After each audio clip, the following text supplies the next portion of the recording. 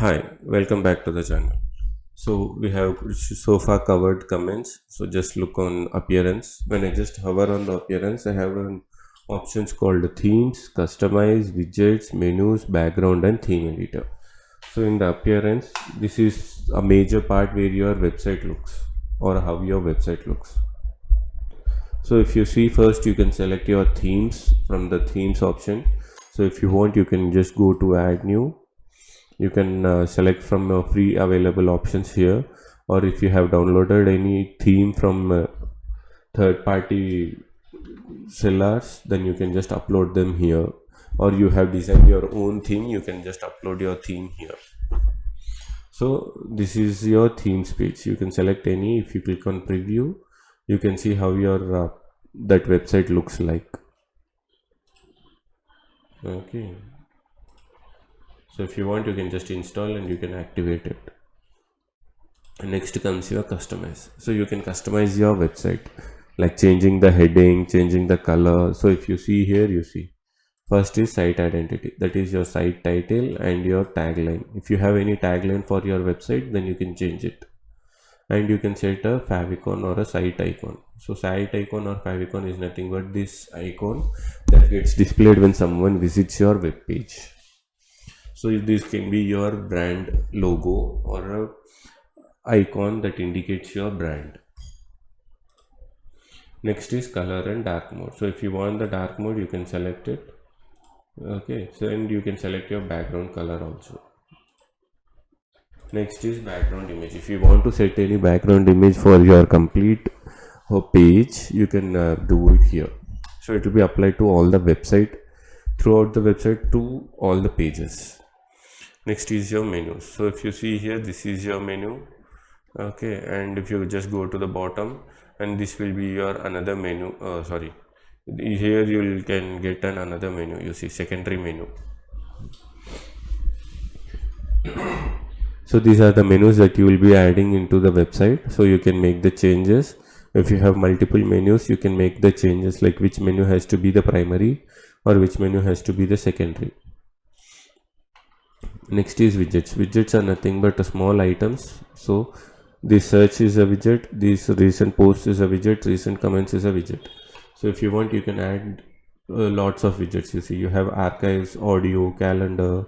You can even list out your categories, or you can even have a custom HTML code, like you wanted to show any other snippets or anything. You can even show your images from your gallery, or you can display any image from your local, like uploading it, or you can show any meta like login or RSS feed. You can have your menu or show a list of pages that they can visit. Everything, these are multiple options. We will be focusing on this in depth. Next comes your homepage settings. So here by default you will be having a latest posts, which redirects the, I mean, like whenever someone comes to your website or visits your domain, by default, if you don't set up it to a static page, it will redirect the user to blogs page. So to make him to visit your home page or the landing page, you need to change it to a static page, and you need to select anything from there. So if I select sample page, you see I'll get a sample page here. If I select a create your website, you see I got this. So this is how you can change your page, home page or a landing page. And when I click on publish, it gets published and the changes gets affected. So this is a excerpt settings. So where I have already mentioned in the posts that you will write some 2 to 3 lines of codes that get displayed on the front end, where when the user clicks on that particular post, he gets a detailed picture of that post. So for that, you can say that you need to have a summary for that, or you can even mention a full text.